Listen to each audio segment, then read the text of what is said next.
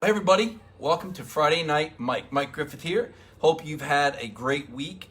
COVID, here we are. We're right in the middle of it again. The spikes, the reality, more questions for college football. Just listen to Greg Sankey's interview on the Paul Feinbaum show, the SEC commissioner. I think kind of the leader of the Autonomy 5 or Group of 5 conference commissioners.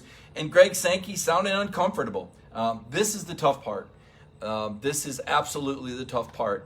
I don't think anybody should be surprised that student athletes are testing positive for COVID-19. I think this was a given. I think that we knew this was going to happen. I don't think the objective was necessarily that nobody would test positive for COVID-19 in that 18 to 24-year-old age group. I think we all understood that part of college football coming back, part of any group of students coming back on campus, part of any group of 18 to 24-year-olds anywhere in the world, if you put them together, there's going to be one, there's going to be five, and it's going to grow exponentially. Because guess what 18 to 24-year-olds do? They congregate. They spend time together. And quite frankly, when they look at the risk factors for their age, they're not as concerned about it as people that are in higher risk groups or a lot of the senior citizens. And this is just youth. This is just human nature. I don't think you can legislate against human nature. I don't think you're going to be able to reach 18 to 24-year-olds like you will senior citizens that are in housing projects that have a great deal of interaction, a lot of risk factors. I kind of liken it to hurricane season. The people on the coastline of Florida and on the Gulf Coast and the Carolinas, they track the hurricanes.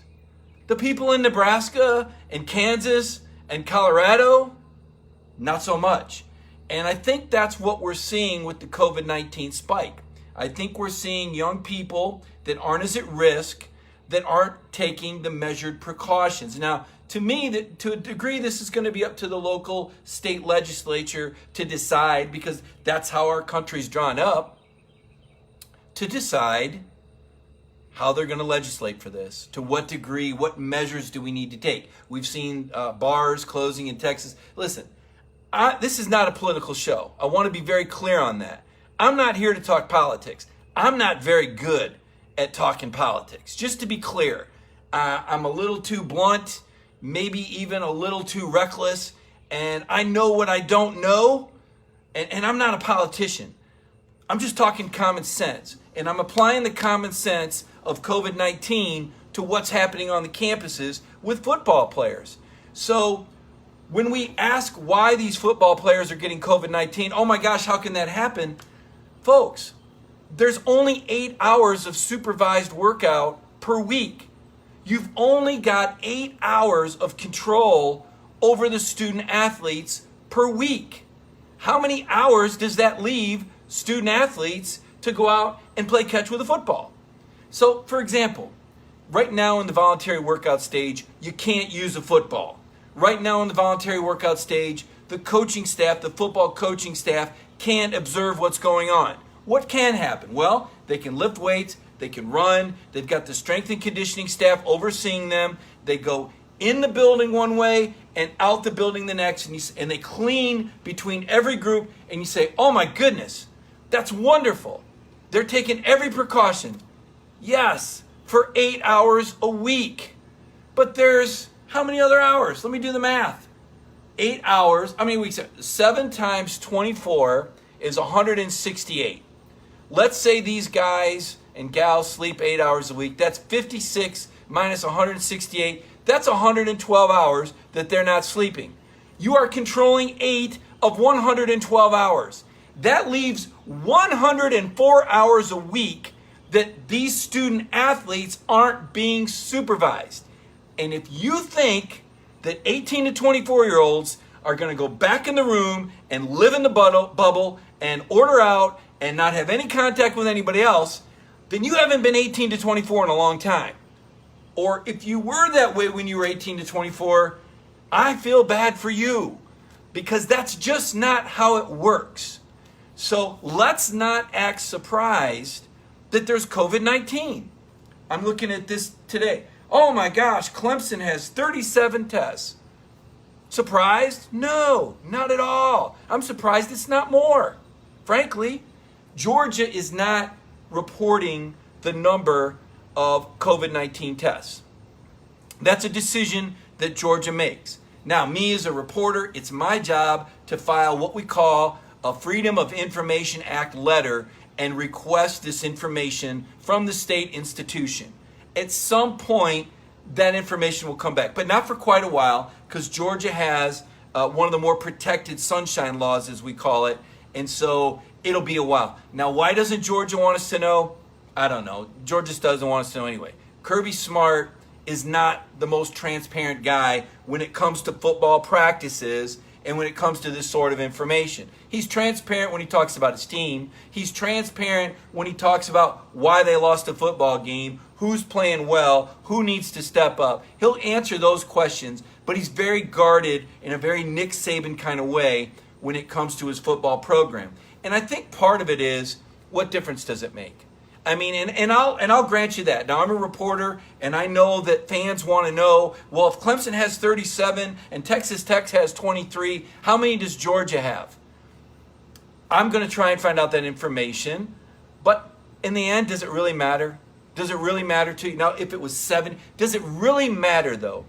Provided that nobody is in imminent peril of losing their life, provided that there hasn't been some sort of case that would put somebody in ICU, does it really matter if the symptoms aren't serious?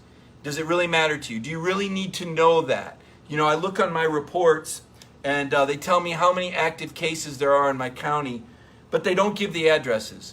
Does it really matter? Okay, we're getting into privacy law now. We're getting into HIPAA, which protects people's medical information. There's a lot of issues that arise out of this. Man, what a heavy-duty start to the program tonight. And I'm sorry that I have to start with such stark reality, but I feel like sometimes we lose track of common sense when we see the headlines and we see the reports. Oh my gosh, Clemson, 37 cases. Yeah. And you know, Greg Sankey did an update with Paul Feinbaum and pretty much said the same thing. He said, look, this is going to be open-ended for a while. You know, there's a lot of uncertainty right now. It's going to be very fluid.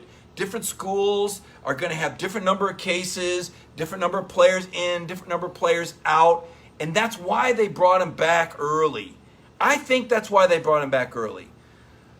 Now, the mystery question, the million-dollar question is, to what degree do you get? Is there any immunity once you've had it? Does that mean you can't get it again? Does it mean it can't be as serious the second time? There's so many mysteries. There's so many things we don't know. There's so many unknowns. Is there really such a thing as herd immunity? If a guy gets it now, does that mean he's not going to get it in September, October in the season? We don't know. I mean, that's why we don't know. And people are going, my gosh, what's going on? What's going on with the football season? They got to know something. They don't know. They don't know. And then you add to it that it's a bit of a political football, right? You know, we hear people talking about crowd gatherings, and this kind of crowd gathering is okay, but this kind of crowd gathering is not. And in this state they're doing this, and in this state they're doing that, and it's madness, and it's impossible to try to keep up with. It's impossible to truly project. Now, my college football writer radar, because remember, I'm not a politician. I want to be very clear on that. So if I say something politically that stubs somebody's toe, I apologize in advance, because it's not my specialty. I'm not going to pretend to be something that I'm not. I'm not a political dude, okay? I'm a guy that covers college football. That's what I do for a living. That's what I know best. I will try to apply common sense to the rationale that I provide for you when I project the future, which is that I still think we're going to see a college football season. I have a lot of questions about fans in attendance. I've got a lot of questions about how many media credentials are going to be issued. I got a lot of questions about how press conferences will go during the week. But as far as the game and will it be on television, I believe so. So that is my precursor, is that the right word, to the show. I was talking with Ray Goff the other night, and I'm really excited to be talking to Ray Goff, because Ray Goff was the 1976 SEC Player of the Year. and he was a football coach at Georgia, as you know, and he was the guy that recruited Kirby Smart. Ray Goff has had a lot of success in this area. I consider him a successful person, and I consider him a person of great wisdom. Look, just because you don't win a national title or 3 SEC or what, that's not what determines a successful person or a contributor in the Georgia community. We were having a discussion about a lot of things. We talked a little bit about Pat Dye.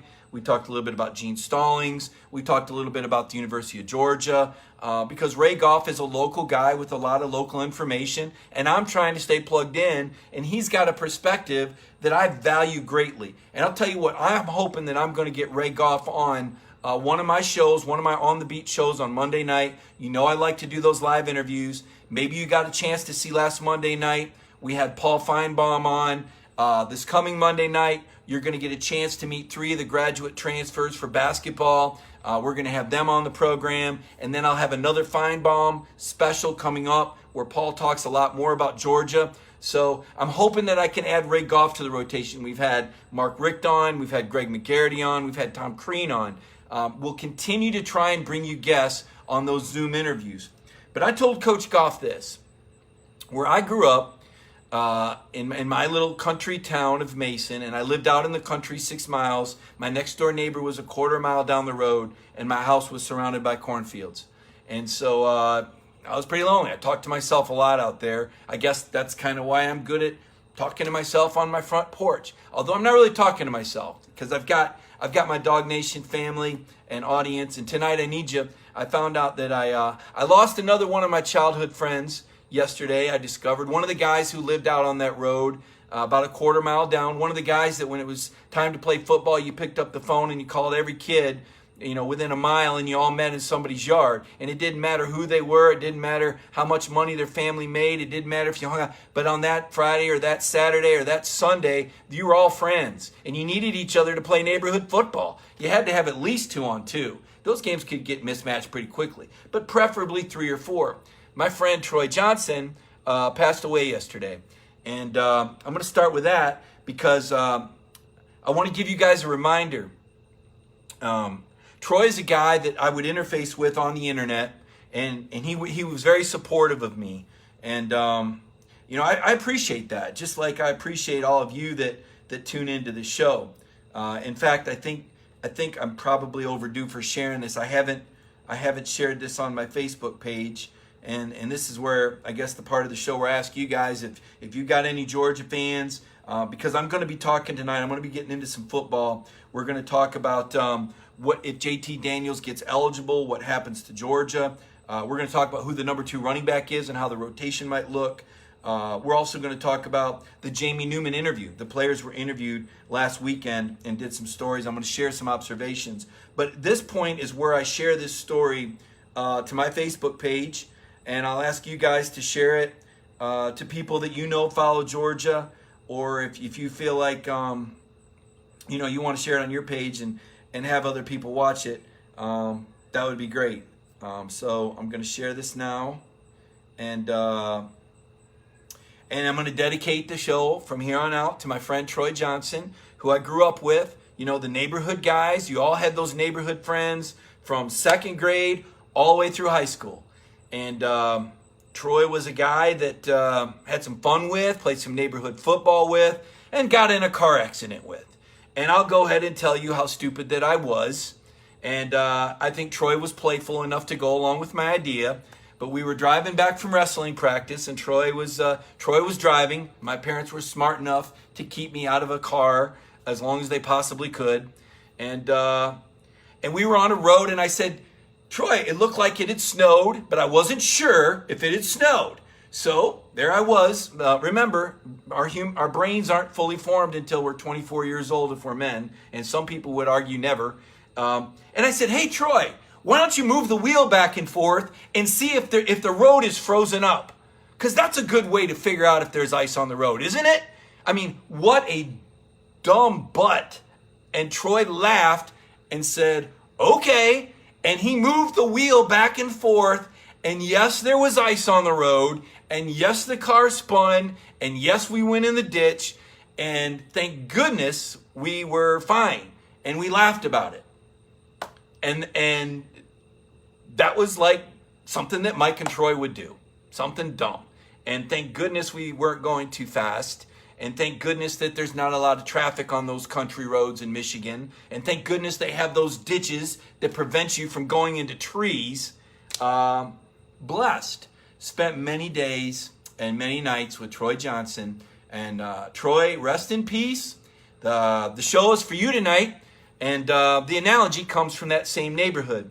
We had, I mentioned the cornfields. There were fruit trees that would line both sides of the road. And you couldn't get an apple that didn't have a mark on it or a worm in it. Like the start of a wormhole. You'd see it. But the rest of the apple would be great. And look, there wasn't snack time back then, okay? You didn't go home and eat. My parents didn't do that. You didn't eat till dinner.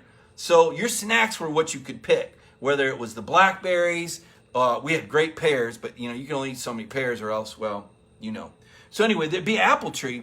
And I kind of equate to us trying to live through this COVID-19 crisis to me eating those apples that had the wormhole in it. Sometimes you just had to eat around the wormhole. And that's what we're doing right now as a society. It's not perfect, right? We got to eat around the wormhole. And you'd eat half an apple, and you would hope you wouldn't see the other half of the worm, right? You would bite in gingerly, take a look. Do you see no, you didn't see the worm. We're all eating around the wormhole right now, but we're eating. We're moving on. We're living our life. I don't know if that analogy works, but it hit me last night, and I said, I'm going to roll with it on the Beat show. So let's talk football. Appreciate y'all joining me. We're all wondering right now if JT Daniels, the transfer from Southern Cal, will gain eligibility at the University of Georgia. And I say yes, he will, because JT Daniels was injured in the first half of the first game last year. So this kid pretty much missed all of last season anyway. He played one half of football. Now, why in the world would the NCAA take away the rest of the year from JT Daniels and say, no, you got to sit out 2 years? I don't think they would. I really don't. I think JT Daniels has a pretty good idea that he's going to be eligible. Now, the significance of this is that Georgia has 9 quarterbacks on their roster right now. 9 quarterbacks, 5 scholarship quarterbacks. I did a story earlier this week. Georgia put the roster out. I broke it down into class. I probably should have broke it down into position. But 9 quarterbacks, 5 scholarship quarterbacks, 4 walk-on quarterbacks. So who is out? If JT Daniels is eligible, who is out? How does the season play out? So, I did not bring a magic 8 ball to the show tonight. But as I sit here, end of June, this is what I think. I think Jamie Newman will start the season as the starting quarterback. I do. I think that when Kirby goes into the year, it's a 3-week season. You've got Virginia, you've got East Tennessee State, and you've got Alabama September 19th. As of now, there's still a full schedule. Is there a chance that Virginia gets canceled or ETSU? Yes, there's a chance. But if you missed the first 10 minutes, we covered that ground. It was sobering. I am not a politician. I know what I know and I know what I don't know, but I covered that first part as well as I could with as much common sense as I could that I don't often see applied in other places where everybody goes, oh my gosh, there's 30 cases of COVID-19. What a shocker. You know what? If these kids were at home, there'd be 30 cases of COVID-19 if they were going to the local bowling alley and the local McDonald's. So let's just stop pretending it's because they're playing football. It's not, because they're not even playing football. It's because they're 18 to 24 years old and they're not social distancing. There, I said it. So back to what I was talking about. So I think Jamie Newman starts the year at quarterback, and the first 3 weeks is a build-up to the Alabama game because a mobile quarterback is going to give Alabama's defense more trouble than a drop-back guy like Jamie Newman. And I think that Georgia is going to need a big performance from Jamie Newman to beat Alabama. I really do, because I think Jamie's going to be able to scramble on third downs. I think he's going to be able to extend plays. That offensive line is not going to be as cohesive in the month of September as they will be in October and November, because you got to reload here. You got to reshuffle, right? You're replacing 3 guys that got drafted in the NFL. And while I think there's talent, this group hasn't played together a lot. They'll have the month of August to play against the best defense in the country, but you can't have too much hitting in football because you want to be healthy rolling into the season, right? And you also want to ease into it because these guys didn't have spring football. So that's going to slow down the development of the offensive line, the fact that you didn't have spring football. It's going to slow down the development of the offense. So the offense is going to be simple starting out. It's going to have to be because there's so many new guys and it's a new scheme. And if you're going to go simple, then you're going to win with athleticism and running the football. And Jamie Newman at 6'4", 230 is a load. He compares himself to Steve McNair. He compares himself to Donovan McNabb. Jamie compares himself to Cam Newton. Those are some mighty big shoes to be saying you're going to try and fill. But if Jamie Newman proves to be of that ilk, of Newton, of McNair, of McNabb, then this Georgia football team is going to be really special because we know how good the defense is. So I think Jamie Newman starts. Now, all that said, I don't think that Jamie Newman is going to be the only quarterback to start at Georgia this season. I don't believe that. And that's strictly off the odds. Doesn't have anything to do with me doubting Jamie Newman. Doesn't have anything to do with me doubting the offensive game plan or Georgia. It's just from a statistical standpoint, if you take a look around the SEC, how many teams go wire to wire with the same quarterback? It doesn't always happen. It doesn't. In fact, I haven't done the research, but I'm trying to think.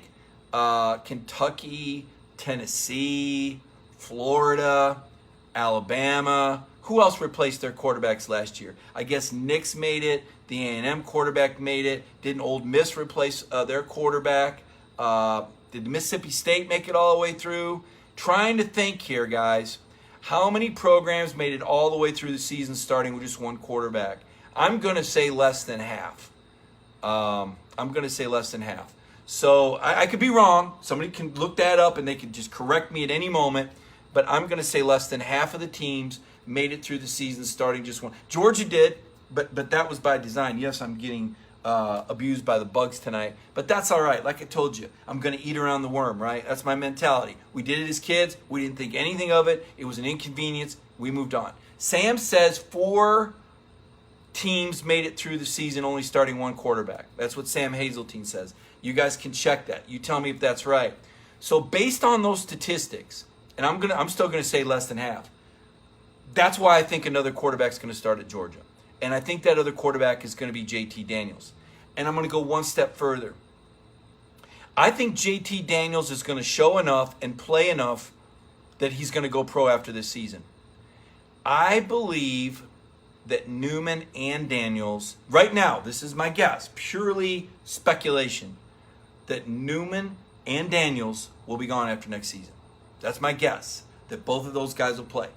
So, if Carson Beck and Dwan Mathis can stick it out this year, I think they're going to be in a great position to play next year. I really do. We'll have to wait and see, though. There's still a chance one of those guys could transfer.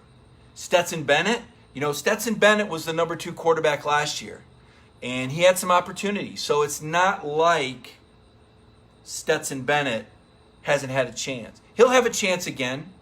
But I don't think the odds are good for Stetson Bennett because I don't think he has the same ceiling that Carson Beck and Dwan Mathis and JT Daniels does. So as I sit here right now, that's my prediction. It's fluid. Don't be the guy that in November goes back and finds the video and look, here's Mike wrong on June 29th. Or what is it? 26th. Those people, you know what?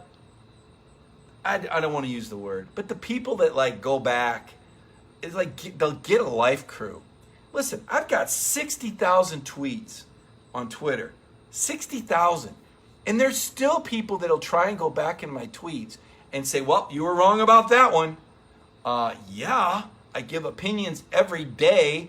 I did pick Georgia to beat South Carolina. Yes, I did.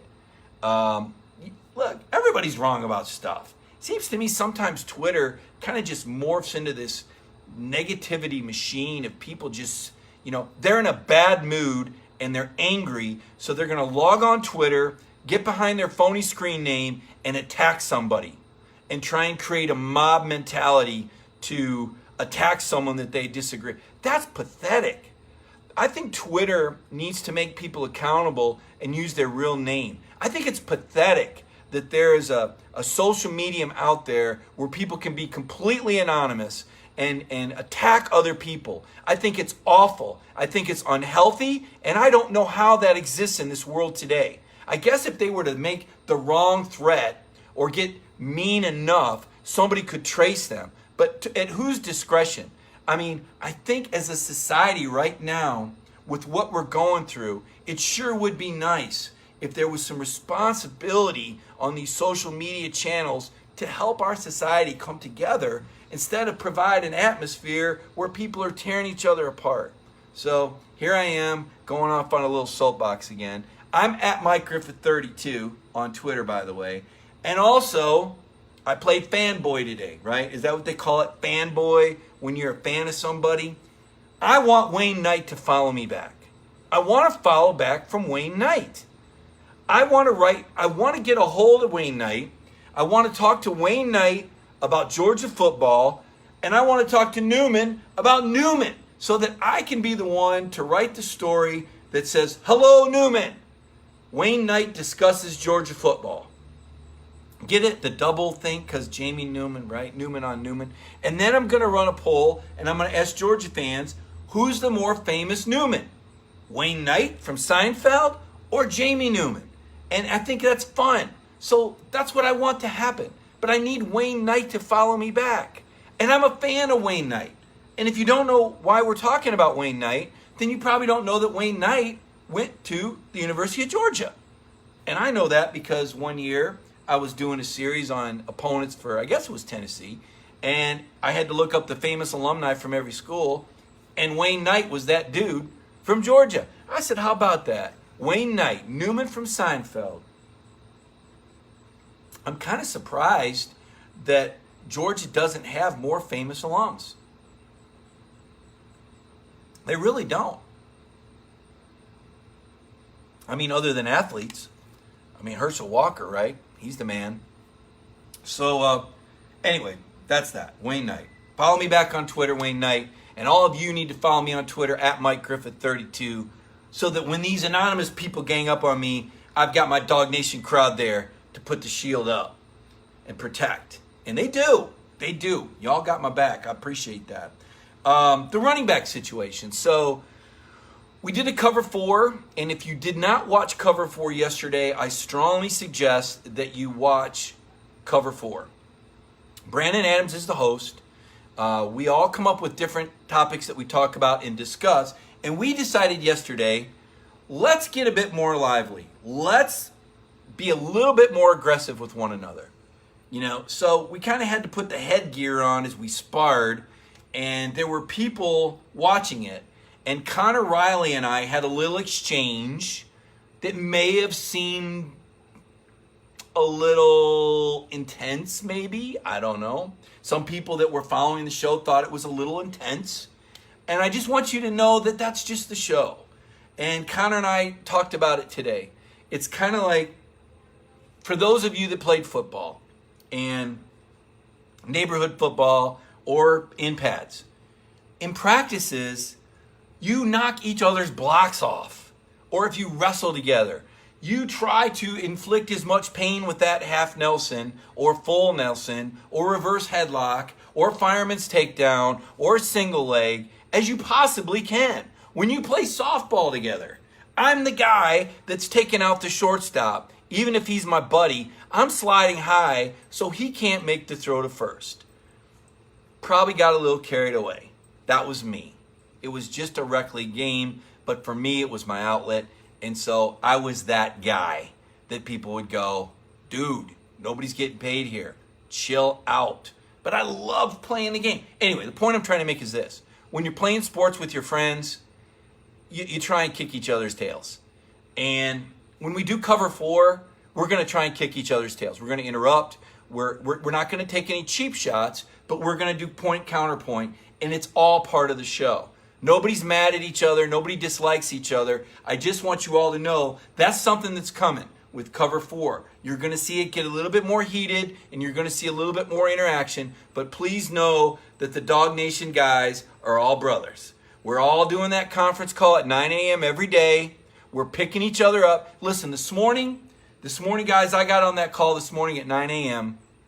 And our boss is on vacation. And typically when the boss is on the call, he brings a lot of energy and he starts us off. And, he's just a real upbeat guy and kind of puts you in a good mood. Well, he's on vacation this week. So I didn't have that pick-me-up lead in. It's just kind of like, okay, we're all here. You go first, Mike. I bet lead off. And I said to the guys, guys, I don't know if COVID-19's getting to you, but it's starting to get to me. I had a tough week. My friend Troy passed away, and it just, the monotony, it catches up to you, right? Like I've told you before on the show, sometimes we start feeling sorry for each other, and it just caught up to me.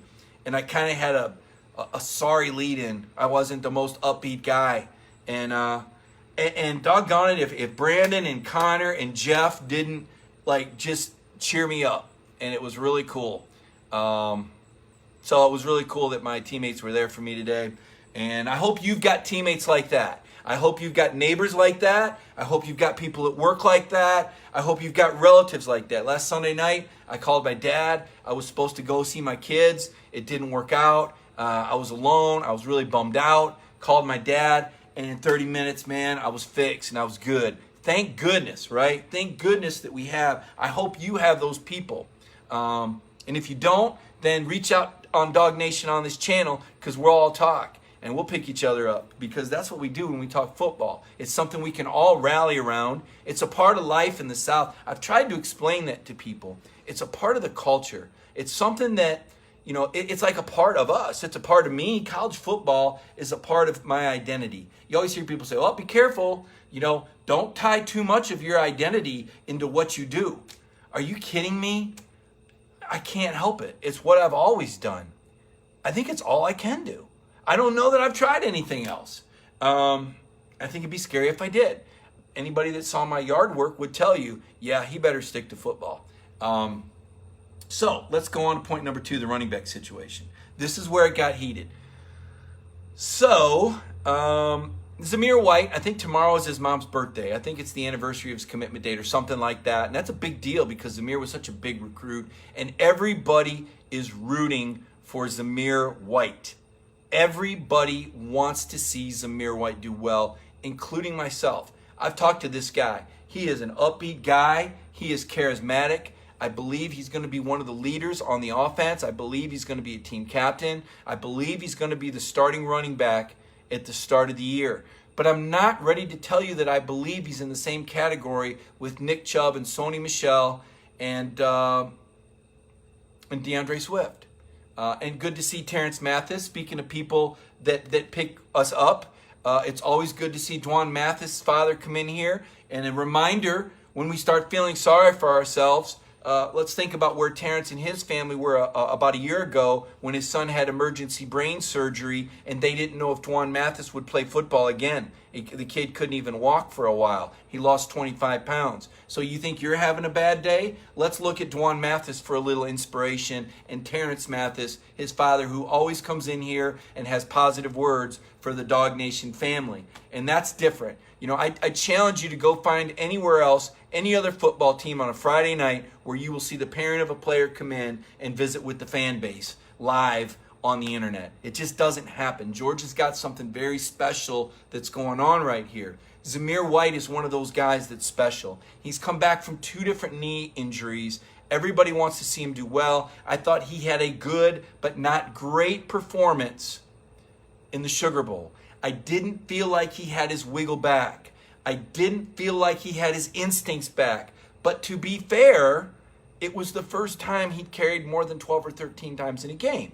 And it doesn't just come back.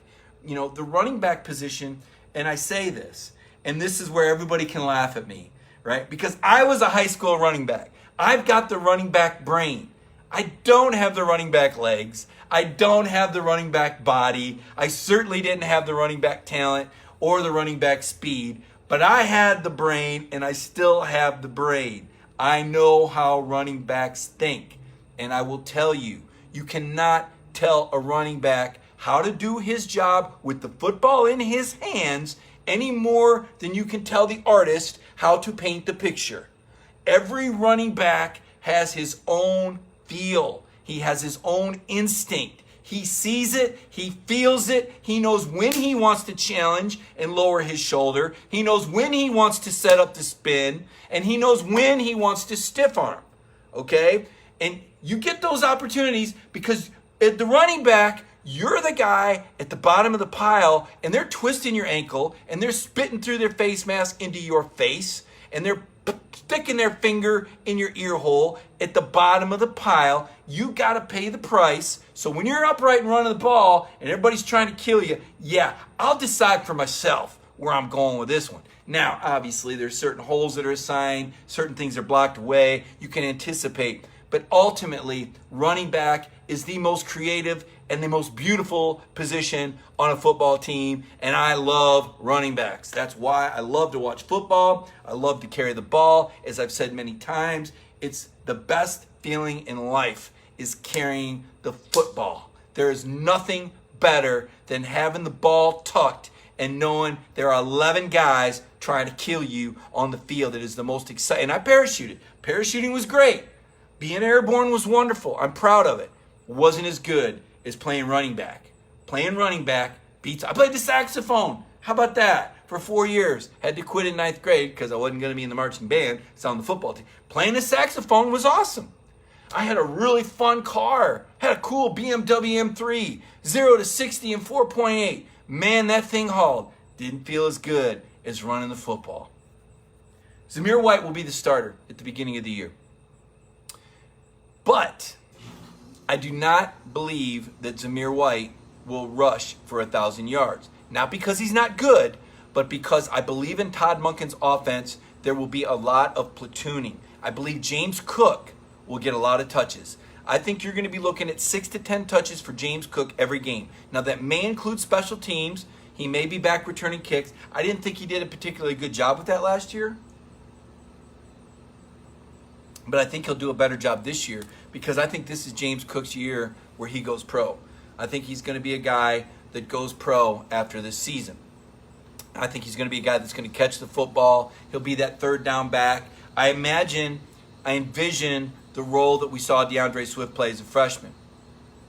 I think Kenny McIntosh will probably get the third most touches in the backfield, especially early on. Kenny is a guy that proved explosive last year with that 62-yard run. Kenny's got good hands. He can catch the football. Kenny's also had a very good offseason. He's got a year under his belt at the collegiate level, and he played football in South Florida where he was very successful. I've talked about South Florida football several times. You know I'm a fan of South Florida football. I believe that South Florida has the best high school football in the country overall. Metro Atlanta, very close. Southern Cal, very close. Ohio football is also very good. I believe that around Nashville, Tennessee, Murfreesboro, getting better. The Carolinas obviously have produced some players. Other parts of Florida, but South Florida, so talent-rich. And Kenny Mack, with two brothers, one in the NFL who plays for the New York Giants, another one, Dion, at Washington State. He has been tutored, he has been taught, he has been taught. And I think Kenny McIntosh could be a breakout guy. Keep an eye on Kenny McIntosh this year. Only thing I don't like about Kenny McIntosh is he wears a single digit. I really wish he'd put the 26 on.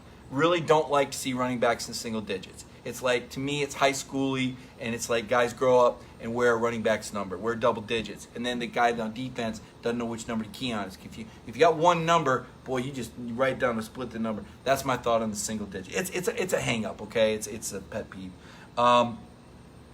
I don't know about Kendall Milton. Kendall Milton is a wild card to me. Kendall Milton is a big, strong guy. But how big is he? More importantly, how fast is he? Because one of the things that Kirby Smart wants is explosive plays. You want the home run hitter.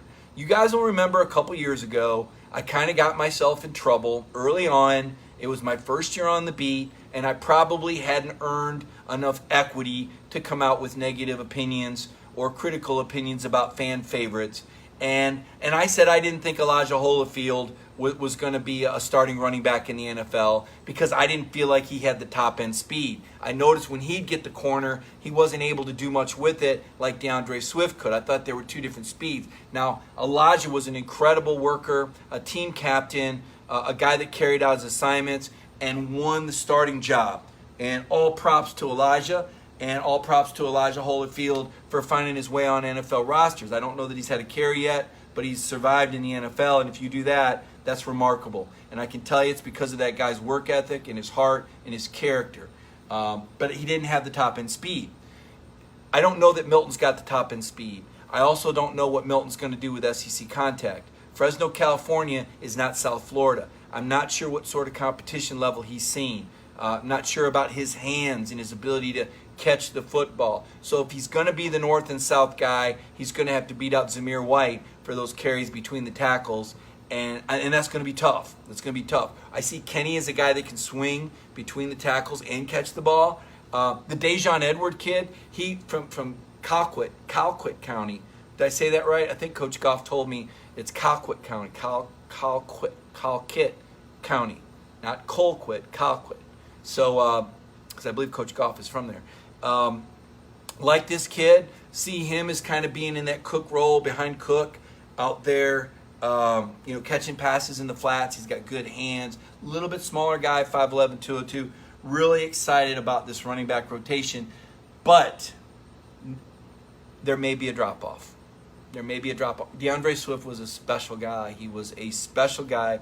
I didn't think he had great blocking last year. Certainly not on the perimeter. I think that's why he didn't have the home runs. Everybody gets bored and rolls their eyes when you start talking about receivers blocking. It's kind of like, yeah, do you want the shortstop to hit 40 home runs too? But the reality of it is those perimeter blocks, as Kirby Smart knows as a former safety, which is why he's so big on this, those perimeter blocks are what make a 12-yard run a 75-yard run. Last year, I didn't think Georgia did a good job with that. I think part of it was they weren't very consistent in their lineup. There were a lot of guys in and out. Kirby Smart called it a merry-go-round of receivers because every week it was somebody different. Certainly that changed the consistency level in the pass game. They'll be better at that this year. They will be better at that. You guys know George Pickens is a monster. He's a great blocker. You know that Justin Robinson, the freshman coming in, is a 6'4", 225-pound, very physical guy. You know Matt Landers can block. Demetrius Robertson now is year 3 for him in the program. He's a smaller guy, but by now he's learned the technique. He understands how physical he needs to be out there. Let's hope the hamstring holds up. Kieris Jackson, a guy that battles, that Kirby loves. Kieris is very good on the perimeter as a receiver and a blocker. Remember, Kieris injured the wrist early last year. He came back, but he was never really the same. And I'm hearing great things about Jermaine Burton and Marcus Roseby. So I think they'll be better on the perimeter. People are asking about Trey McKinney. Just not sure. I know that Mark Richt said he's the consummate tight end. And if he gets the thumbs up from Mark Richt, then he gets the thumbs up from me, because I thought Mark Richt really did a nice job with tight ends.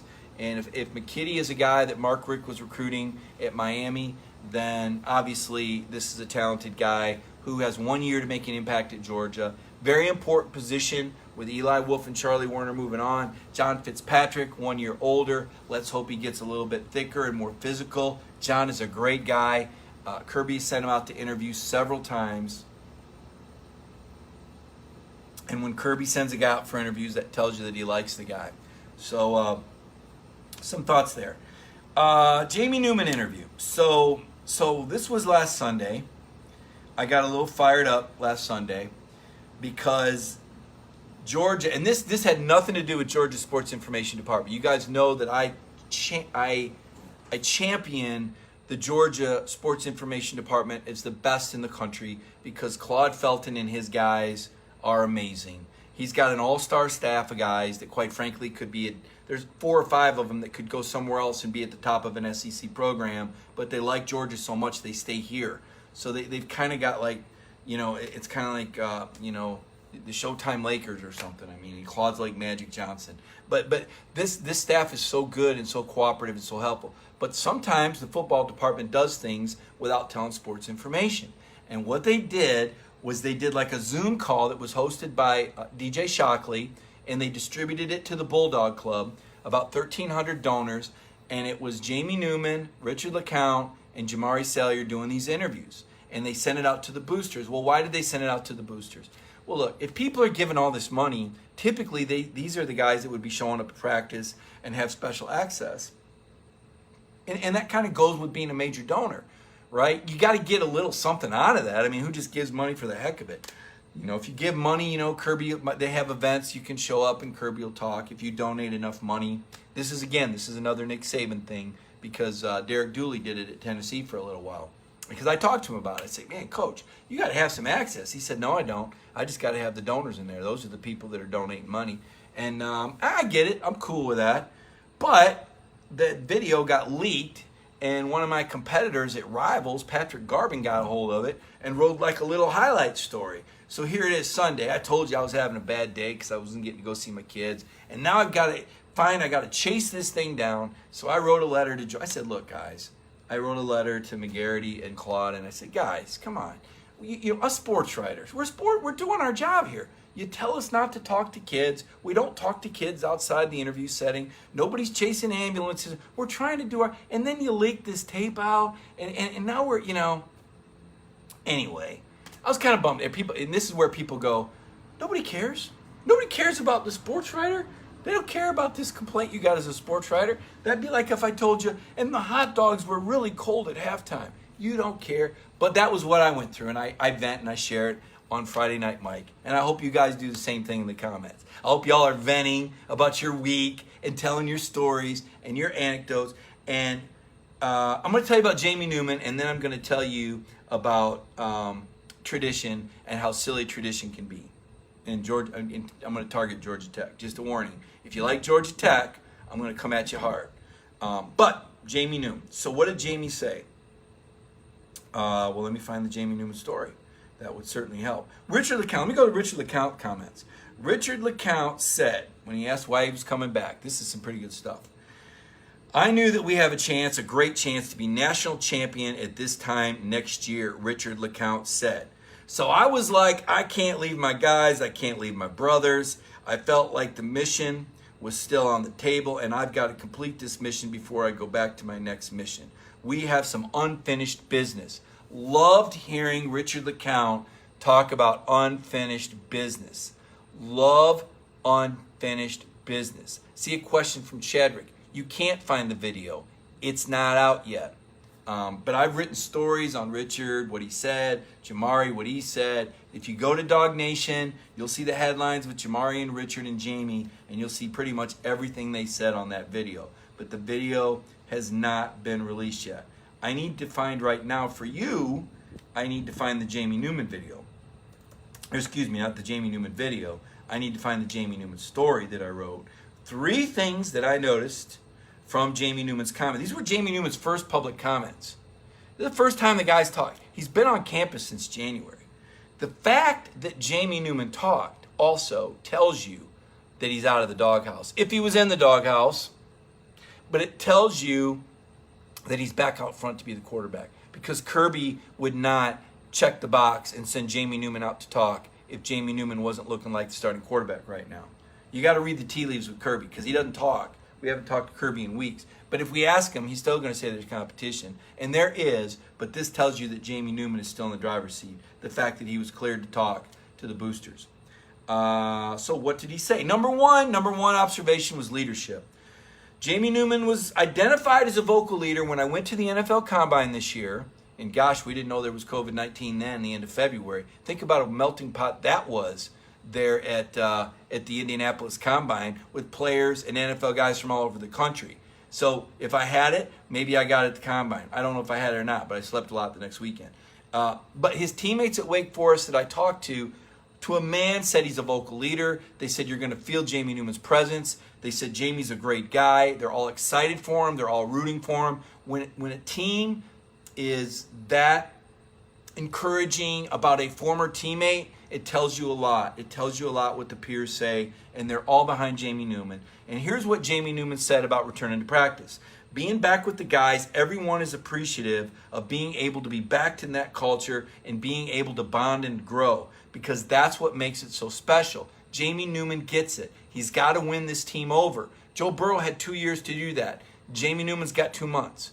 Okay? He's got to win the team over. His time is limited, and he's got to spend time with his teammates off the field as well as on the field. That's very important that Jamie Newman gets that bond and wins these guys over as guys that want to play for Jamie Newman. Look, you want to do your job, but it's different when it's the love your brother. You know, remember a few weeks ago when things had gotten hot and heated, and I shared with you my background in the military. Listen, I'm still friends with Bernard Stevenson and Russell Thornton. Those are 2 guys that I served with, one from D.C. and one from Memphis. And we were absolutely brothers.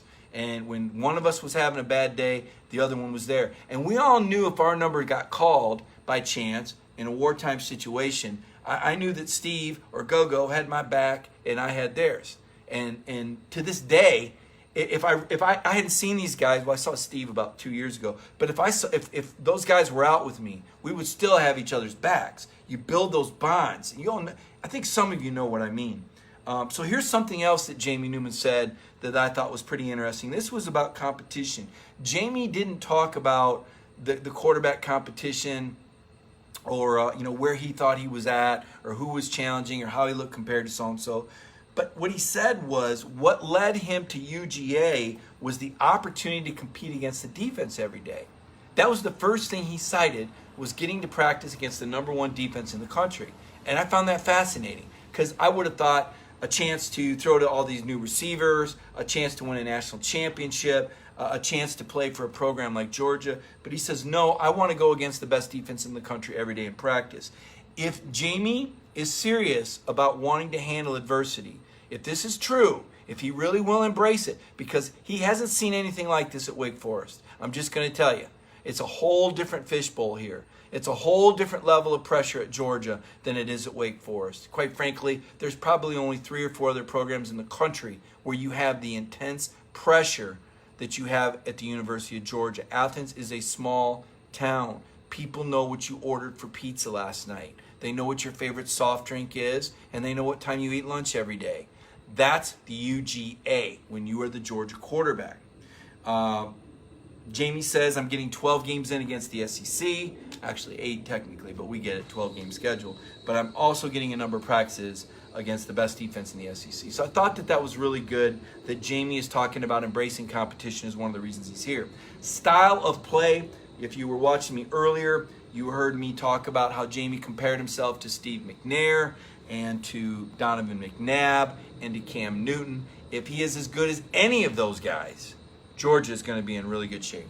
All right, now, this is where I turn into a smart aleck. I'm going to be a smart aleck here, guys. I'm going to be a smart aleck. So, tradition. We do things because of sometimes when I hear tradition is a reason why something is the way it is. Forgive me if I say that's not good enough. Because there's a lot of traditions that don't last. Because for one reason or another, we outgrow them. Or the situation changes, right? I think we saw this week that the Oregon State game, traditionally known as the Civil War, will no longer be known as the Civil War, okay? There's a lot of traditions that we outgrow. And I don't think that Georgia is going to do anything with their schedule as far as Georgia Tech is concerned. I want to be perfectly clear on that. The people that are in power at Georgia, there's enough of the people that like the Georgia Tech series that they probably won't do anything. But I'm going to tell you why that's wrong. I don't want to use the word stupid. But let's just say that there was a neighbor. I had a neighbor here in my neighborhood, and we had a tradition where we would eat at one another's house. Like on Sunday, he comes here one Sunday, and on another Sunday, I go to his house. And let's just say that for years and years and years, I put out this big spread of food, a buffet, and he puts out a buffet, and our families are eating. And as we grow older, our families leave, and we're empty nesters. And when I go to my friend's house, just him and I, he puts 2 steaks on the grill, and I go to his house and I eat steak. And then when he comes to my house, I boil 2 hot dogs. And I eat steak there, and he comes here and eats hot dogs. And then I eat steak, and he eats hot dogs. And I eat steak, and he eats hot How long do you believe that tradition would continue? Well, it's tradition to eat at each other's house. Yeah. But when you play Georgia Tech, you're eating hot dogs. They're coming to Athens and playing Georgia and eating steak. They're recruiting to that. They're telling the recruits, hey guys, every other Sunday, we get to go eat steak and play Georgia. And the Georgia guys are going, we're going to play Georgia Tech? Man, that's like eating hot dogs. Nobody wants to play Georgia Tech. Nobody comes to Georgia to play Georgia Tech. Nobody cares. None of the recruits out there going, hey, coach, can you let me in? And I want to go to the Georgia. Nobody's doing that. Nobody cares. Georgia has outgrown Georgia Tech. It's a dumb rivalry. Because here's why. Because if you beat them, you're supposed to. And if you lose to them, it's the end of the world. There's no reason to play Georgia Tech anymore. And it's not Georgia's fault, but Georgia Tech hasn't held up their end of the bargain. It's a boring game. Paul Feinbaum talked about it. He'd go through the airport. Nobody's looking for the Georgia Tech game on TV that day, man. Nobody's watching that. Nobody cares. So what would you do? Now, again, it's not going to happen. But what I would do, well, first of all, when you play a home and home, that's a pretty big deal that you're giving up a home game every other year to play this team. Usually you do that when you play marquee opponents. We've seen that with Georgia's future scheduling, with Oklahoma or Clemson or some of these other teams. You play the home and home. You save that for the big games, for the major opponent. That the only way you're going to get them on your schedule is either neutral site or home and home, okay? Georgia Tech isn't good enough for that. So here's what I would do. And again, it's not going to happen. But I would say, okay, here's what we're going to do. We're going to play all the Georgia schools. Everybody's going to get a chance to play Georgia Tech, but everything's going to be no more road games at Georgia Tech. Take that off the schedule, and 1 year Georgia's going to host Georgia Tech, and the next year they're going to host Georgia State, and the next year they're going to host Georgia Southern, and the next year they're going to host Savannah State, and they're going to play the Georgia schools in Sanford Stadium. Not going to play at any of them. You're going to save that home and home for a better opponent than Georgia Tech, because it's like eating hot dogs. And while I am willing to eat around the worm in the apple, I am not willing to serve steak and be getting hot dogs at my neighbor's house. So I probably won't get invited over for any hot dogs in my neighborhood anytime soon. Hot dogs are bad to eat anyway. You know how bad they are for you. They're horrible for you. So, it's my thoughts tonight. I hope you have enjoyed Friday Night Mike. Again, a shout out to my friends, my classmates that also knew Troy Johnson, a guy that I graduated high school with, a guy that I was in good friends with, a guy that I was on the wrestling team with, that I played football with, and then I got in a car accident with. And we both survived it. And my final thought, though, and I didn't really get to this earlier, I was saying earlier about how Troy supported me and how much that meant to me. And our conversation would always end with, we're going to get together. We're going to have a beer. We're going to do that. We're going to get together sometime, Troy. And we're going to catch up. And I meant it every time I said it. And he meant it every time he said it. But damn it, I never made it happen the last 5 years. And I'm upset with myself. And don't take those people for granted. Make that time for your friends, because you don't know when you're going to have another opportunity. And I wish that I would have done that now. Hadn't seen Troy probably in 7 or 8 years, unfortunately.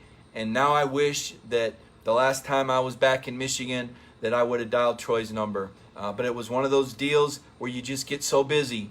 And you let life get you busy. And you got to do this and you got to do that. Listen, you don't got to do anything, right? You got to live your life. You got to take care of those people that love you and sleep good at night. That's what you do. You take care of those people. And you thank those people, and you appreciate those people, because life's too short. So that's my message. Eat around the worm and the apple. We're going to move forward. Monday night, you're going to get to meet the 3 basketball newcomers. I think Connor has a video production tomorrow. A lot of great stuff on Dog Nation. I'm so excited about the direction we're going. I can't tell you the plans that are being made, but there are some really cool plans being made at Dog Nation. Check our page.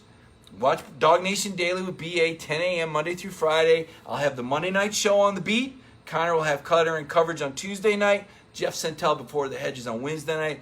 Everybody have a safe and peaceful weekend. I'll see you Monday night.